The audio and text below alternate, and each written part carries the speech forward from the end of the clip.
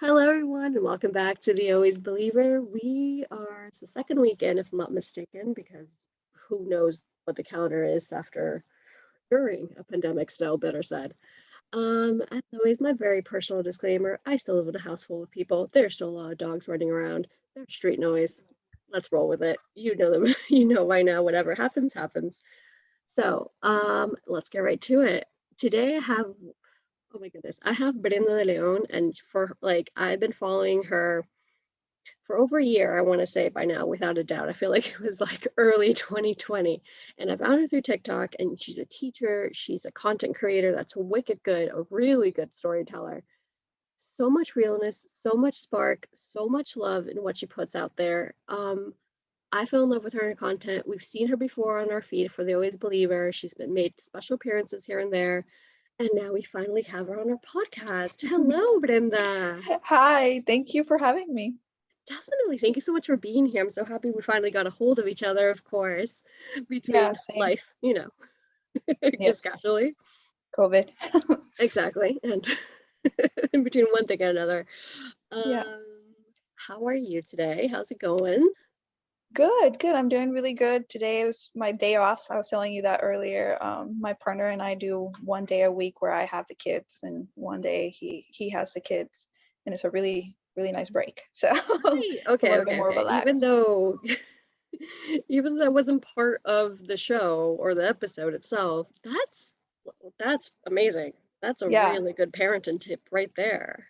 yeah, it definitely has made things just a week goes a little bit smoothly, smoother for both of us.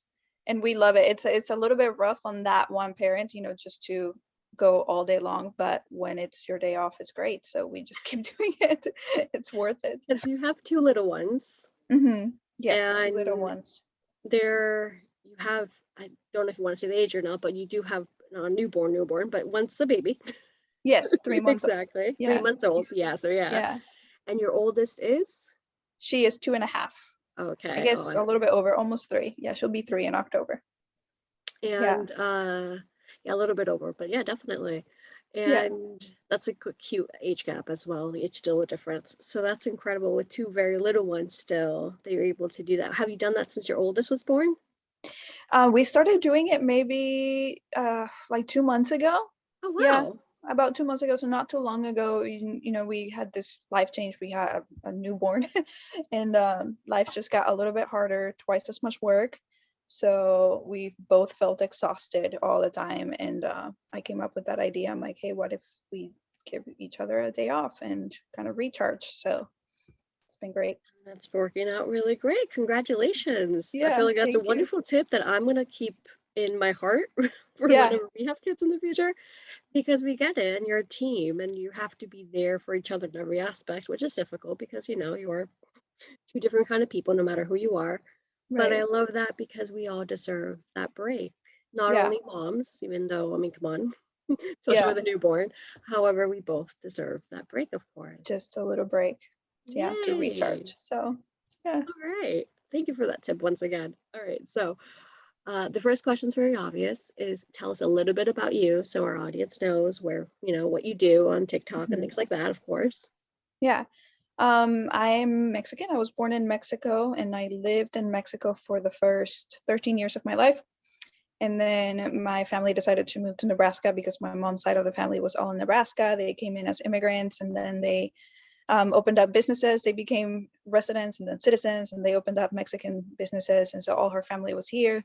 Things got really rough for us in Mexico, so we decided to, try to find a better life. So we all moved to the United States, and I started in 8th grade, and I went to high school in Nebraska. I went to university in Nebraska, and I graduated with a teaching degree. And then I moved to Denver, Colorado, and I taught there for my first year of teaching. And then a couple of years ago, I moved to North Carolina. Not a couple, almost going on to, I guess, almost 7 years ago. I moved to North Carolina, and I teach high school, and I discovered TikTok through one of my students, or my students that were talking. They were doing dances, they were coming into the classroom doing the whoa, and I was asking them questions, and they were telling me, what it was. So that's kind of how I discovered TikTok. And yeah. It's been And a that's fun, you're definitely a really badass TikToker without a yeah, doubt. thank you. Um, so going back to your story, how was the biggest change for that going from, of course, Mexico to Nebraska? Like you didn't go to Miami, you didn't go to New York, you didn't go to California, you went to Nebraska. To Nebraska, yeah. I think probably the biggest thing was we moved to a really small town in Nebraska. It was like 10,000 people, where everybody knows each other, and I lived in a bigger city in Mexico, in Saltillo, Coahuila, Mexico, and um, and it was just like a complete different life. It was a definitely a cultural shock. The Hispanic side of the people that live in the United States was also very different from the Hispanic people that I was used to being around in Mexico, so it was like a double cultural shock. I So can it vouch for was, that as well.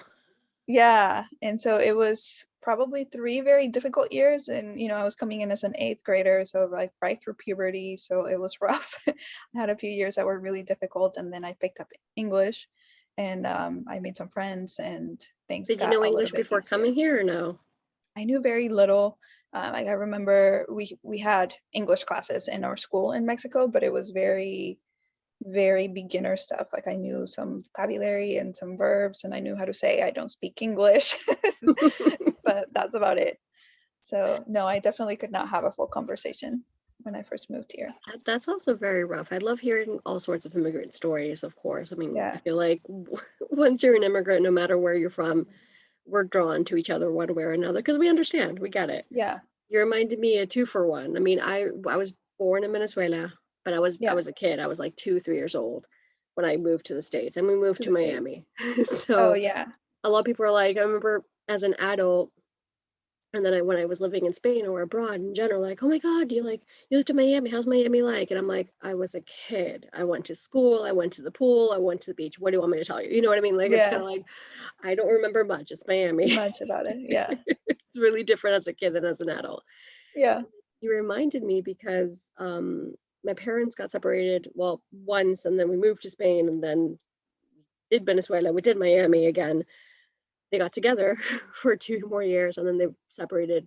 Finally, like the final straw or whatever you want to call it.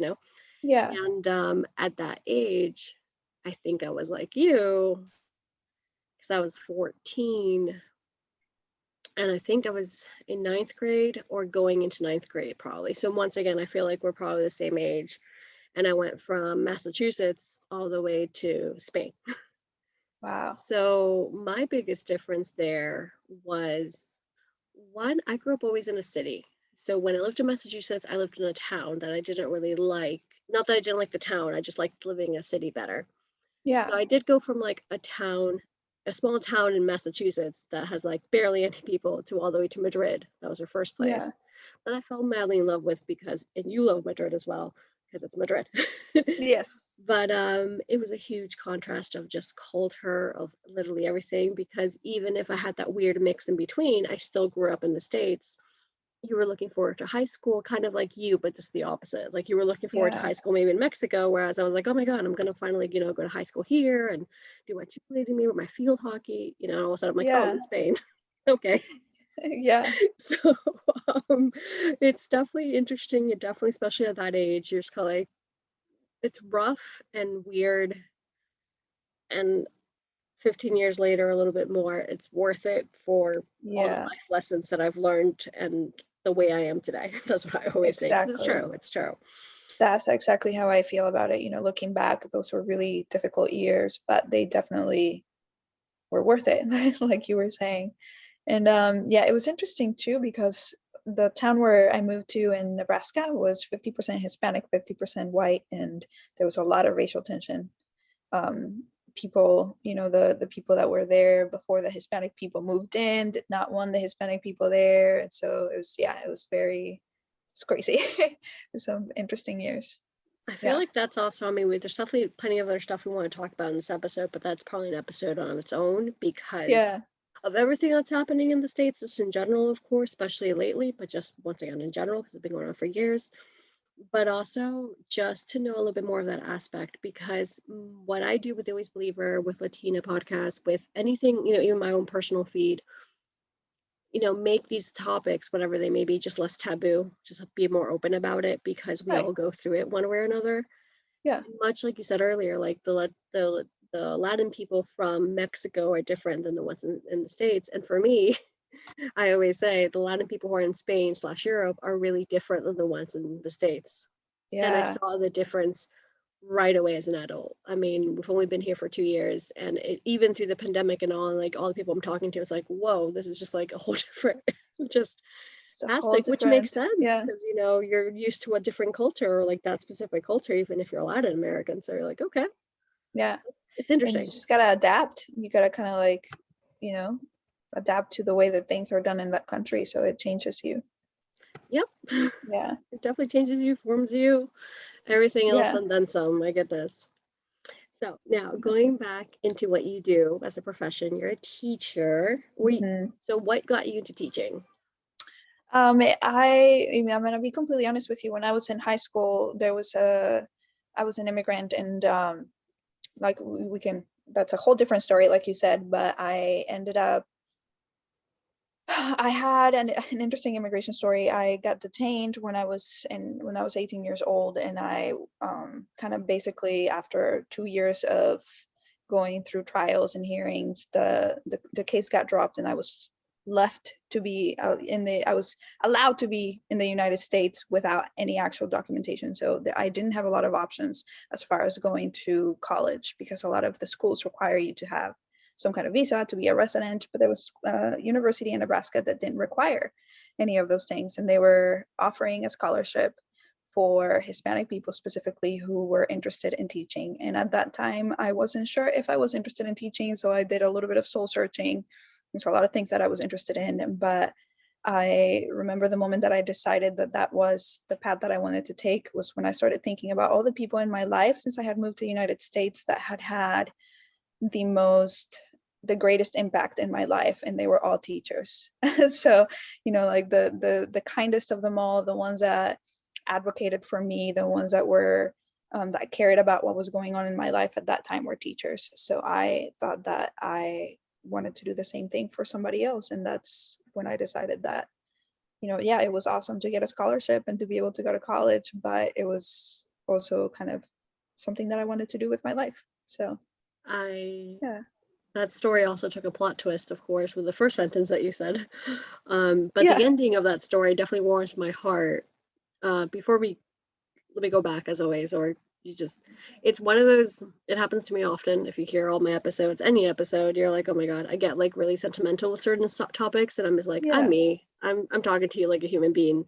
Yeah, Yeah. it's being recorded, but it's like that's a pretty special story. Or like, Yeah. This so makes this. Yeah. we're definitely gonna find a way whenever you want to share your Mm-hmm. detain story. I know you've done some things on TikTok. I know you share your Yeah. good storyteller. You're a really good storyteller. So I Yeah. know a lot of that information's already there that that you've already shared, basically. Right. That's a tough uh reality, without Yeah. a doubt. Yeah. Um Absolutely. Immigration stories are rough and controversial, but very sentimental, exactly. like you said. Yeah. Exactly. So we're definitely, I mean, I'm sure, Team Flower is interested. We'll definitely circle back at some point in our future to talk a bit more about that because, Yeah. as long as you're ready, and which I'm pretty sure you are because we have seen your your TikToks. Yeah. So, um, by going back into a sweet, sweet message of people who make an impact, and you said your teachers. Yeah. For people who are new to my show, to my podcast, to myself, to Ariadna in general, was also a teacher for 10 plus years. I was an English teacher, specifically in Spain. And I understand Yeah. the love you have, that kindness of that, just like you just want to see people grow and help, Yeah. and being a teacher is that. So I love that that's how, even through that, when you said soul searching as well, You were I get there. it. You can relate. Exactly. Yeah. Do you feel like that was one of the reasons why you decided to teach? Yeah, I feel like one of the reasons was kind of what the Always Believer slash I'm all about bit or said, because I mean the Always Believer is an extension of me. I felt alone growing up, no matter where I was in my life. And then in my late teens, early 20s, when I was, going through a million things, I moved out at 17. I had anger and rage, and I dropped out of high school actually. Yeah. I was, living literally anywhere I could find and all these sorts of things. And I thought to myself, there's someone out there that has gone through this. We're not alone. Like there has to be a way that I can get myself to a different place than this. Yeah. And at the same turn of a coin, I'm like, I want to make sure kids, because like I love the little ones because of that, I guess, because I'm like, they're probably went through a rough time and they have to understand that they're not alone. And I Right. want to be there for them because no one was there really for me in a lot of different ways and, in a lot of different ways. And I don't know, I just figured it was the best and quote unquote easiest way to help, or in a very direct way, if that makes sense. Yeah, that definitely makes sense. But yeah, thank Yeah. you for asking, by the way. Yeah. Yeah, I can relate to some of that anger and rage that you were talking about. I think a lot of children, that have experienced some kind of childhood trauma can relate to that, and Yeah, it's real. The anger and the rage is real. whether you're an immigrant or not. I mean, we'll talk about that shortly about childhood trauma, but it's a lot, and especially when you're a kid, Yeah. to go through that. Did you always want to teach high school? Was that always like the grades? Yes, I do think, You are a brave soul, girl. I remember that was I changed the subject area that I wanted to teach, but I always wanted to teach high school. And I just remember not really fully knowing how to relate to little kids. Like, like I remember being in my 20s and getting my first job at an elementary school, but I was working as a assistant, administrative assistant. I remember seeing a kid for the first time and just like sitting there, not really knowing how to interact with them. Like, how do you relate to a kid? And then I learned really fast, but still, like, I love little kids, and I love how they come to you and tell you a million times a day that you're the best teacher they've ever had and they love you. But yeah, high school is kind of where my heart is, with being able to relate to older kids. I guess they're not really kids anymore, but young Yeah, adults. but Yeah. I understand. I mean, you're a brave soul because teenagers are tough no matter if you're a teacher or not. I've taught Yeah. teenagers actually coincidentally so in Madrid, and I mean a little bit of everywhere, but specifically in Madrid. And it's interesting. It's tougher, obviously, for like different kind of levels, I guess, of tough. Yeah. And when I was teaching them, I was also really close to age because I was probably between 22 and like 25, I don't know, in those specific years. So you're not that big of a difference as well. Plus, I also look like a kid or look like a teenager. The amount of times I got confused by Hmm. other teachers, they're like, go to class. And I'm like, I'm a teacher. Okay. I'm a teacher. Thank you, though. But still. Yeah. Um, and it's a different kind of challenging without a doubt. And then with me with kids, I love rolling on the floor with them and just making sure that they're like heard as well. Like I feel like with Yeah. teenagers, I mean, they're not that they're easier, but they're more towards adulthood. So, they're going to express themselves one way or another. Whereas little kids Right. tend to be like, oh, they're little, it's okay. Like we can just plop them here. I'm like, no, they're little human, they're tiny humans. Yeah. Like In they the have learning. feelings. There's a reason Yeah. why they feel this way. But yeah, Absolutely. definitely. Yeah. How long have you been teaching by now then? Oh man, going to be I just finished my 10th year, 10 and a half. I kind of started half year, halfway through the year. So I'm going into 11 years. Yeah. It's been a And while. It's crazy. congratulations. Yeah. Thank you. What's your favorite Yeah. part of teaching? 100% my relationship with my students. It's been interesting teaching during COVID because we've been teaching through a screen, and most of the students, at least in high school, for security reasons and whatever, for safety reasons, they can keep their cameras turned off, and it was fine because we learned at first. I was like, this is weird. I don't know that I can do that. Like, I want to be able to talk to my kids, interact with them, see them. And it's been difficult, but I'm excited to go back to the classroom and teach in person again, because talking to my students and is my favorite part. And the little moments that have absolutely nothing to do with academics, like connecting with students or having the opportunity to talk through difficult conversations about what's going on in the world, racial stuff, anything like that. Those moments have been my favorite moments in teaching that have nothing to do with what I teach or I love academics. that too. I do get Yeah. you when you talk about those tough subjects, but away from the classroom, or even depends what you teach in the classroom, and you Yeah. get them thinking and going. Yeah. I'm Yeah. Those excited have for you to been. go back. Yeah. I Yeah. Me think too. it's definitely. I Yeah. mean, I've seen it on the flip side. Currently, we're living with two teenagers, and one last year was a sophomore, and the other one was a senior. So I Yeah. saw the other side of them being at school. I mean, not school, the opposite, at home. Yeah. And it's been tough for them, obviously, but then you'll see like the cameras off, and it's like, oh, we don't need it on, and all these sorts. I'm like, and then as a teacher, I'm like, you need to see those faces. My God, Yeah. It's like this interaction. energizing. This is the students that keep us going. I feel like for a lot Exactly. of teachers. Yeah. And even right now, even though right now for my podcast in particular, these seasons, I only use the audio, as everyone knows, I'm Yeah. seeing you, and I'm like, this is just a whole different vibe than just like seeing myself on the screen. I'm like, It's so so I different. get it. Yeah, It's definitely. definitely. Yeah. So I'm definitely excited that you're going back and like Yeah. Me too. school. Yeah. Um, Going back to a deeper subject that we touched on before, and we can dive into a little bit more, which was, childhood trauma. Mhm. Um, what are your first thoughts when you hear those words, or like, what's one of your messages? Because there's a reason why we brought up this topic. Yeah. I this subject right now in my life, it's so important because I think for the first time in my life, I'm 34, and for the first time in my life, I am taking the steps, the actual steps, the necessary steps for healing myself. And I grew up with a narcissist in my family, and so there's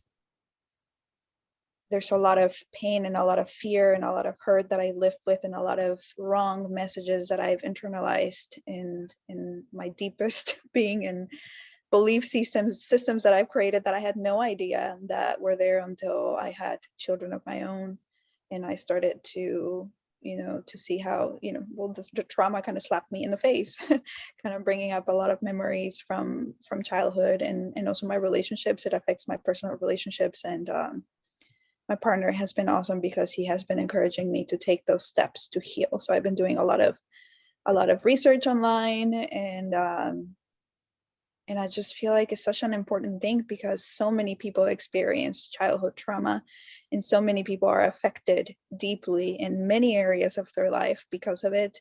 Um, and I think it's a lot of people don't know that that's kind of what they're going through, and they're moving through life, maybe struggling through relationships, close relationships in so many ways, without really knowing. And that was me for a long time. So I just feel like it's such a freeing thing, the path that I'm in right now. And I just kind of want to tell everybody to do some soul searching because it can completely change your life. And I'm excited about how the healing process is changing mine.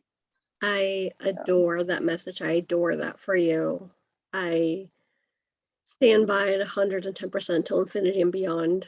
Because it's fundamental. I mean, I completely agree with healing, because when I was, so going to a touchy subject, but we've all been here.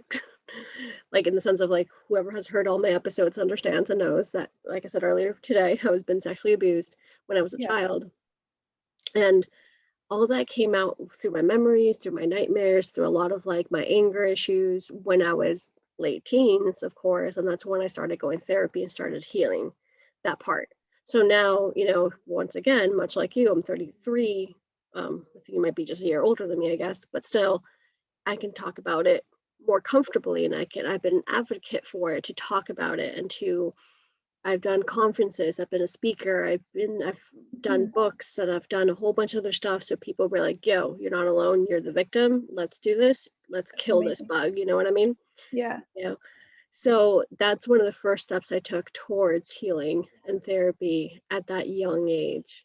yeah, And then through there, family related stuff, which I feel like, much like you said, people don't understand how much family affects you in a very psychological way, in a very physical, and a very emotional kind of way.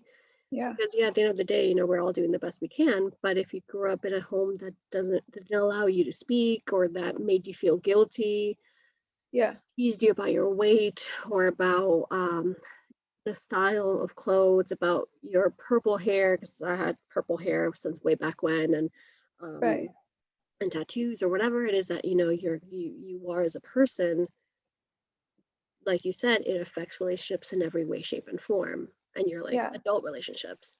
So I definitely congratulate you for starting that healing and that journey. I'm a Yeah. spiritual person, so like for me, I talk about it a lot through my posts. We do have a lot of episodes about these kind of subjects, of course. Yeah. It's fundamental to reach within. And like you say, I love how you say it, soul search, you know? Yeah. Yeah, and it's so interesting too because they're finding out even in, I can't remember the name of, there's a psychologist or a doctor who figured out that the brains of children who have experienced childhood trauma actually experience a change, in the brain. Like when you experience trauma, it's like an actual wound to the brain that manifests itself in so many different ways. In a lot of those ways that it manifests itself in are unhealthy patterns, like you talked about rage and anger or alcoholism, like any of those things that people struggle with when they're adults, And most definitely even usually come from trauma to the brain. exactly, it's Yeah. like relationships, like the amount of people as an adult that have really bad relationship with their partners or their roommates or their class, like whoever in their Yeah. lives, it circles back to that because they believe that's what they're Self-sabotage. worth. Exactly, and I've been Yeah. there. I've been there so much, like for a really long time. Like I said, Yeah. like I feel like I'm always healing, I'm always learning, I'm always going to therapy, I'm always reading, I'm always researching because I want to evolve as a human being. And not only to help heal the world around me, but also, more so myself, of course. Right. And I remember self-sabotaging friendships, not only like relationships for me in particular, but friendships because I was always put down. I was like, oh, you're not worth anything, or like Yeah. all these sorts of messages that we got throughout our lifetime. I chose friendships, or either I chose friendships that weren't the best for me, nor I became the kind of person that wasn't a good friend to anybody else because Right. I didn't know how to. I didn't How understand to. Yeah. as well, like what you said with self sabotage. Like the moment someone started getting closer, you're like, ooh, ooh, I'm gonna run away. Okay, bye. Exactly. That's how Like I feel too with relationships, just like not really letting people in for so many different reasons. All these messages that we, internalized as little kids. Um, Self-esteem is so tied to that too, and confidence. I think a lot of times when adults struggle with that has to do with, again, the messages that we were told as kids.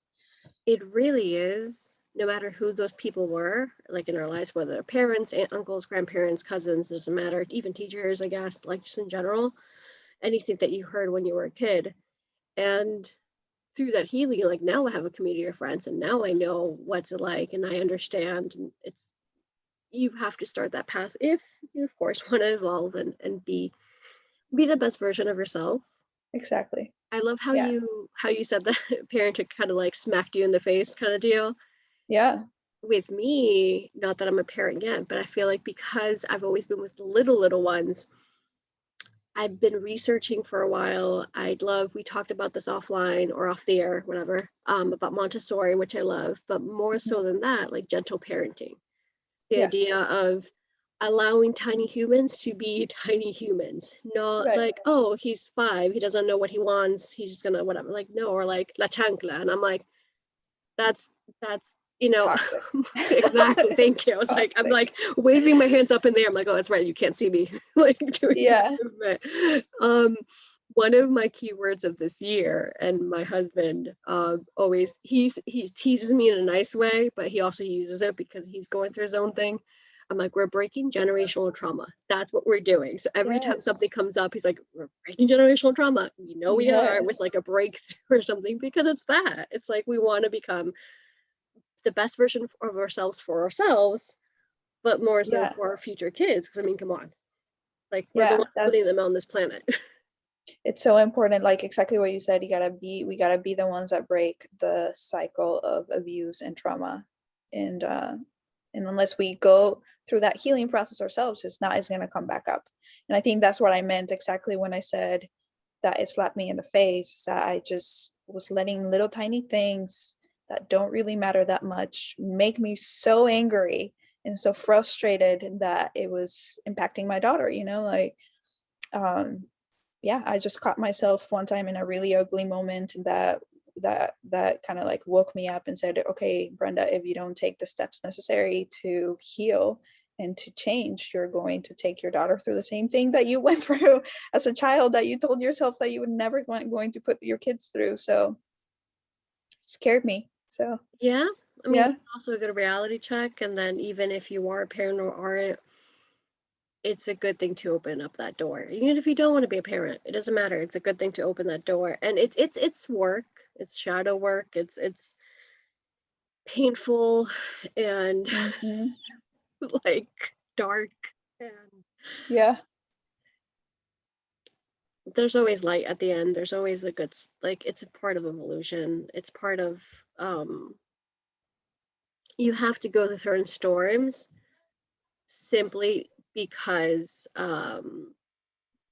those storms are meant to clear your path. Those storms are meant for you to, of course, see the rainbows, but also to be like, let's shake it up. This is what you Yeah. need to go through so you can actually evolve. Yeah. Absolutely. So I yeah, thank love you that for you brought sharing. up the chancla thing of it, just because I'm Hispanic and I love my culture, but I there's so much toxicity to Hispanic family relationships that I Like I do see it not all the like. time, and I see some sketches, and there's a lot of other Latin, TikTokers who use it and whatnot, which I'm okay with. But at the same time, I'm like thinking to myself, like I need to create, at least in my behalf, I want to create more content that's away from that. That's like, Right. like, That again is breaking yeah, exactly. that Because like we yeah. get it, we've been there. I know it sucks. However, like that's it. Like there should be no more referencing that. I mean, for healing purposes, I get it, but for like, imitating, or it becomes stereotypical as well. So like if we Right. feel it as Latina women that we are, I can imagine other cultures being like, oh, that's like common for them and blah blah blah, Yeah. Like no, no, no, no, we're breaking that. Yeah. Changing this. We're changing it. Yes. Exactly. Off to the next thing, of course, would be um I do want to touch up again really quickly on the TikTok, so that's where we know we can find you. You Hmm. reminded me, I just like saw also on my notes, of course. I saw my notes, two things I have to remember. One, Vanessa from Yes. Empower Teaching Podcast. Hmm. Really cool TikToker, also a teacher. She was with us in season one. She did 2 episodes with us. I want to say back in or August or September, so just about a year ago by now. Right. And you can go research that and search her up. But meanwhile, you fell in love with TikTok because of your students, because they were like, yo, this is what the app is. What kind of content can we find on your TikTok? So I started off doing mostly just dance content because I love to dance. I wouldn't call myself like a dancer, I just like to dance. Not anything professional, but I I understand you. again, yeah, that's how I found it. I found out I found out about TikTok through one of my students, and I found myself just scrolling through it and not really understanding, like, how is it that people just stand in front of a camera and dance and then they post it for everybody to see. Like, I didn't understand it, but I got hooked. And I wanted for a long time to do it, but I was really shy about it, and I wasn't sure. Like, I just, just kind of probably the same way that there's actual TikToks out there, how people start TikToking, and it kind of always goes like that. It's like, what is this? And then you try it out for yourself, and then you get a little bit addicted. But I just found it to be a really fun way for me to express myself, and because I think a lot of um, some of it is because of my childhood trauma. I can be like a really, really shy, or I used to be really shy and just keep to myself. And this felt like a safe way to do some of the things that I've always wanted to do, like dance um, and just be like fully myself and through this platform. And so I just really enjoyed it. And I remember posting one of my first videos was a Zumba dance. And and it's the first one that I did really, really well. And so I just kept doing that. And then I found out that there were like hundreds of teachers on TikTok, and I didn't even know this. So I found a community of teachers through TikTok, and I started doing dance content in my classroom, just creative stuff, reverse videos. And I'm also a cook. I went to culinary school for a little bit. It is something that I love teaching, and I also really, really love cooking. I love both of them, and I've done both. You know, I've cooked professionally and quit teaching, and then I've taught and quit cooking. And every time that I'm doing one, I miss the other one, if that makes sense. So, and then I started seeing a lot of cooking content on TikTok, and I decided I wanted to find a way to integrate that, but I didn't know how. And then one day I accidentally made a TikTok, not accidentally, but it was like, oh, I should make a video about this. It was something I was doing that day. I make my own Mexican candy at home. And I made a video about mixing just chili powder and sugar and putting a little bit of lime juice or orange juice, and you make Mexican candy from at home. And it went viral. And so and so then I just started making candy content, and I mostly just make cooking videos and sometimes dance videos. And So then yeah. but the way that you do the cooking videos, Oh two yeah. things. One, you do put the recipe up. You do have some that have the recipe and you tell like the audience, this is how you make it and whatnot. And Yeah. believe me, you make it in such a like easy way that I am the opposite of you. I don't like cooking. I could care less. I like food, obviously, but Yeah. because at least with me, I grew up in a household that no one cooked, so I feel like that rubbed off on me, and I'm just like, okay. But point being, I see your videos, and not because it's you. Like I'm not saying like I don't say this to everyone, or like I don't say it lightly, I guess. But point being, I was like, oh, I'm actually really captivated by cooking, like a Right. cooking TikTok. Like I usually am not. You can ask my husband. Like it's kind of like no, I like scroll through or I don't watch. Yeah. Like I don't care. But I'm like, oh, these are actually really good, and just Yeah. the way that once again, because you're an awesome storyteller. So that's number one. But number two, when you're cooking, TikToks, I was gonna say cooking episodes, cooking TikToks, you actually tell stories as well. So Mhm. you like the story where you Yeah. got detained or the story where you were in culinary school or like certain stories that are a little bit more not personal per se, like not super private, but enough to be like, oh, have a story. Meanwhile, that's Yeah. such interesting content that gets you going because you just want to find out more while you're finding out about like how to make like candy or like Mexican Yeah. dish or whatever. It's so funny because those story time TikToks that I make are some of my most popular videos, and people are always like, what does the cooking have to do with the story? And I'm like, absolutely nothing. Like, just pretend like you're in my house and we're having a conversation. I'm telling you a story, and at the same time I'm cooking you a meal, and then I serve it to you. So it's just And like there the you purpose go. is to entertain you as you are eating or thinking about eating. So yeah, those Exactly. are I fun. adore that so much. I do miss your dance videos in the sense of way back. I think it was pre-COVID, early COVID. I think I might have followed you pre-COVID by this point, right? To be honest, you did a lot more because you were in the classroom as well.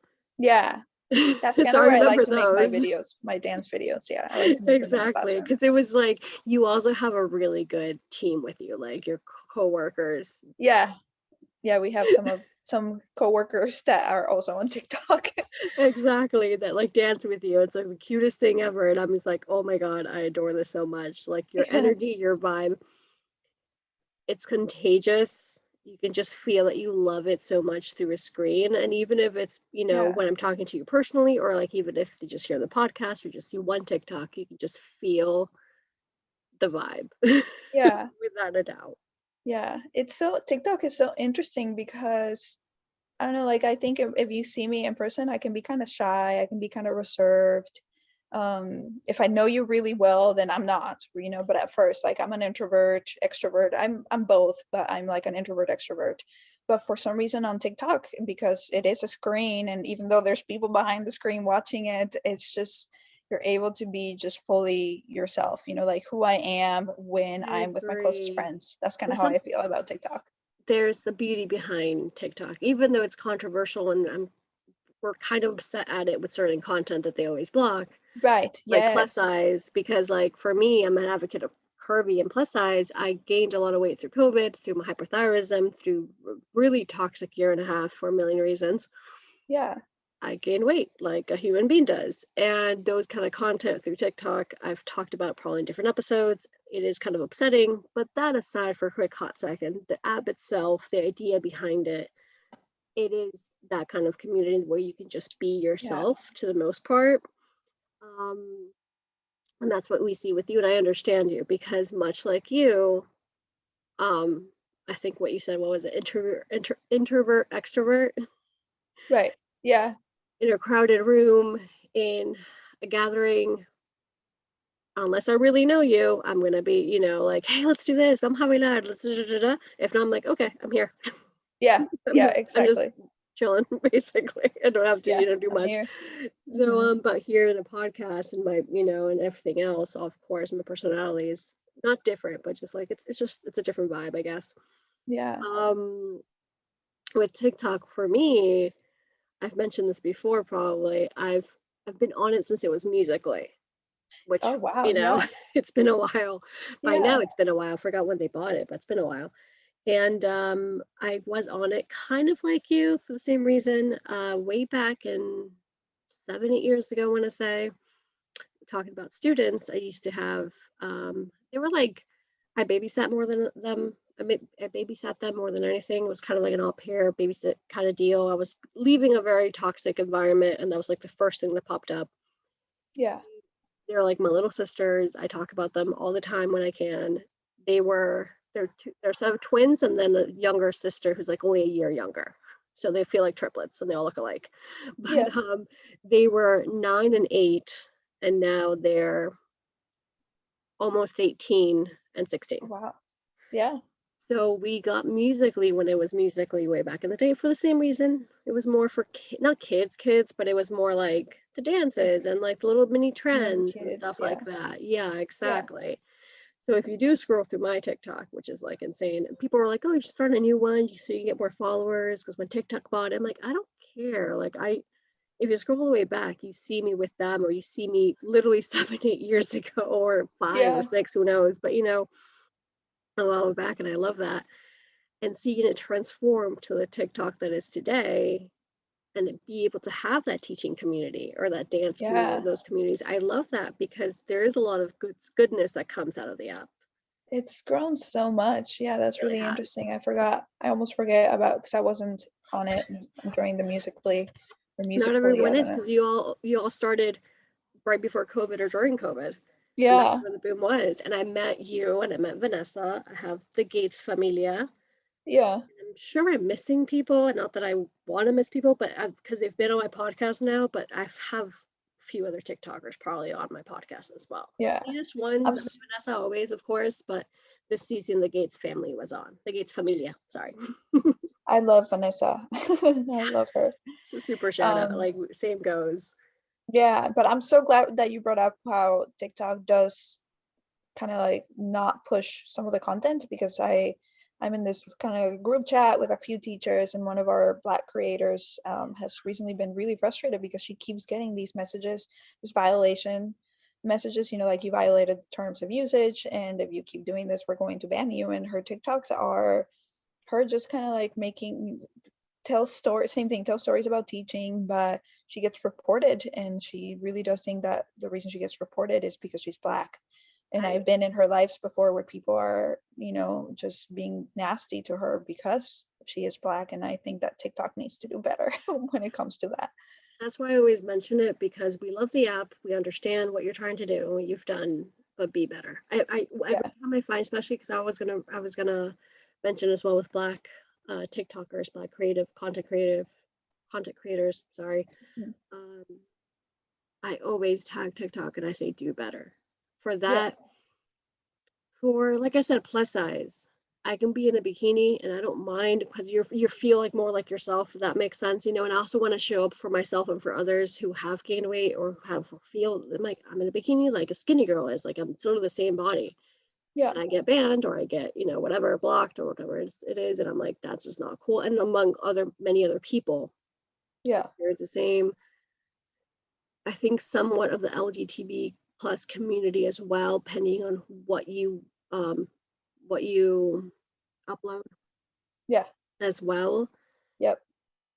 And then for me, last and definitely not least, you see that stereotypical, I'm trying to be delicate with this, young, skinny, you get the idea, Yeah. Yeah. kind of uh personality who's gonna be verified right away, who's gonna get the X amount of likes right away. And you see Mhm, other content creators who look differently for mhm. whatever reason, just different Yeah. ethnicity or size or whatever, and all of a sudden you're like, what? It's not the same. Yeah. So do better. That's always the They message definitely of need do to do better. better. They need to make it difficult for creators to get banned, Yeah. because of they're getting mass reported, which happens. Yeah. Yeah, exactly. And literally for no reason but just being yourself. If you're being, if you're doing something wrong, then obviously just report it. But like if not, like dude, just yeah. Yeah. But I definitely wanted to mention your TikTok obviously because that's where we see you the most. That's where you create the most. That's Right. where you do the Yeah. most, obviously. And for last, basically, but definitely not least, in your, extensive curriculum, resume, whatever you want to call it, your candy shop. Yes. Tell us all about it. uh, Congratulations, first of all. Thank you. Yeah, so I mean, I love candy. I love Mexican candy specifically. I've been addicted to Mexican candy for a long time. And I love cooking, but I also want to find a way to make a living doing something that I love. And I love teaching, but there are some things about teaching that I don't like. Um, and there are same thing with cooking. There are some things with cooking that I don't like, but I want to be able to find a way to make a living doing something that I absolutely love. And I absolutely love being in the kitchen. And so, like I said, I made that video where not accidentally, but I was just like, hey, this is how I make my own Mexican candy at home. And that video went viral. And I've kind of played with every kind of cooking, like content, making content in all sorts of cooking styles. And my candy videos are really, really popular. And I went on this journey to try to recreate or remake Mexican candy with more natural ingredients, because a lot of the Mexican candies and just candy in general have all these preservatives and additives and dyes that are not really good for kids or for anybody to eat. So I'm trying to make Mexican candy with more natural ingredients. And so people started asking me to sell them, and I'm like, no, I'm just making them for fun. I'm just making a video for fun. And people kept asking, and now that I've added another baby to our family, I'm trying to find more ways to bring in a little bit more money, because we have a growing family, and we've made the choice to have one of us be at home. And so my partner is a stay-at-home daddy, and so I am kind of I the love that. When you told the me, like, I breadwinner. applauded this so much. It's about time to see those role changes and to be like, oh, it's normal, because it is. Yeah, And I told you I could say it yeah, out loud we all the talked about that. time that my partner also wants to be a stay-at-home Stay-at-home dad, dad. without a Yeah, doubt. He's also a teacher, but whenever the opportunity strikes and whenever we do find the opportunity to bring a child into this world, it's a good that's what you're gonna do. possibility. Yeah. Yeah, that's awesome. And I think it's becoming more normal too. And I'm glad, but also it's not very common. It's kind of looked down upon in Hispanic culture. And we struggle with that with our family, but we're trying to normalize it. And it doesn't have to be a specific way. But yeah, so we made that choice. And then this summer, every summer I stress out, because in my district, we don't get paid over the summer.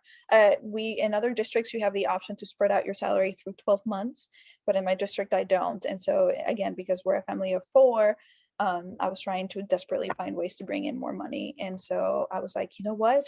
Why don't I do something that I love? I love making TikTok videos. I love cooking, and I'm good at making candy. So I'm gonna make it happen.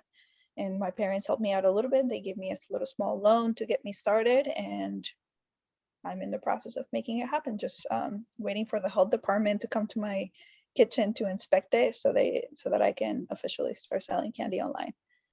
I'm really Yay! excited and nervous. Excited. Oh, it's going to be a great, grand adventure, and I support you. I stand by you. I can't wait to try some, of course. Yeah, Especially I thank feel you. like once again my partner, because he's Willy Wonka. Yeah. I'm not the biggest candy fan. However, I love trying new things and definitely supporting small Yeah. businesses, please, as always. I mean, we love small Yes. businesses, but especially with someone like you who's making that change and going through that healing, and you're a teacher, and it's just you got to support these kind of people much like you. So I'm super Yeah. thrilled for Thank you. you. I just congratulations, I swear. Thank you so much. I appreciate that. Definitely. Yeah. I swear I have like a million more questions probably by now, but as we wrap up, because time is of the essence and you do have a little one, even though it's your day off. Yeah. I love that. I'm so copy pasting. Whenever I have a kids, I'll we'll keep Yeah. talking from here to Definitely do there, that. of course, but I'm like, hey. Yeah. um, yeah, so to wrap it up, basically, I asked the same three questions I asked every single guest. And the first one is name me three words. Tell me three words that best describe yourself, best describe you. Hardworking. Oh, this is a hard one. This is a this is a hard one. I'm hardworking. I'm passionate, and I'm kind. I love that. I try to be. I don't always succeed, but it's a goal. I agree. Yeah. We try to be kind, which is important. So kindness matters and we put it first. So I like that a whole lot. Yeah. What are you thankful for? I'm very thankful for my partner, especially in this journey of healing. He's very patient and sweet and kind and strong and motivating. For my kids, my two little babies, and I'm thankful for my job. I'm thankful that I was able to move to the United States and get a career in teaching and be able to work and doing the things that I work. And I'm thankful for my community of people that I've met on TikTok like you, because it's been an awesome journey. I agree with you, especially well with everything. Cause I just in the sense of my partner as well, but the whole TikTok, the whole community, like we said before we started recording, I love doing this because I get to meet people like you and people who are genuine and who are kind, because you are, Yeah, who are healing, who are evolving, who just want to make the world a better place. So yeah, definitely. yeah. And last but not least, we've repeated a few times. I'm definitely going to put it down below. You're definitely going to find her easily, as always. Mhm. But of course, for anyone who's on the go, where can we find you? You can find me on TikTok as leoncita.b, Leoncita. It means lioness, little lioness, and it comes from my last name. So Leoncita B on TikTok and on Instagram both. Exactly. I'll definitely Yeah, tag you down below. But other than that, thank you so much for being here and sharing a little piece of your journey, a little piece of your yeah, spark with us and here at Team Flyer. I'm so thankful to have you here. Thankful to have you in my life as well through TikTok, of course, community. And I can't wait to try your store. So you got to yeah, keep us informed. I feel like not only me, but a lot of your fans are like, oh my God, when is it happening? When's it starting? yeah. We want to show up Absolutely. for you. Thank you for having me. It was fun. Yeah, definitely. As Yeah. for us, we're wrapping up the season this month. We have Nancy from Reality Changers. Goodness gracious, a very famous YouTube family as well, and I adore her so so much. She's coming up. We have one more surprise as well that we're hooking up with life, and that's pretty much it. Well, stay tuned for more. You know where to find us. We're on Spotify, iTunes, um, Google, Lipson, a bunch of other ones. In other words, you can find us anywhere. And definitely my personal Instagram where I update a lot more as well. Anyways, see you all next week. Have a beautiful day and talk to you all really soon. Bye, Team Flyer.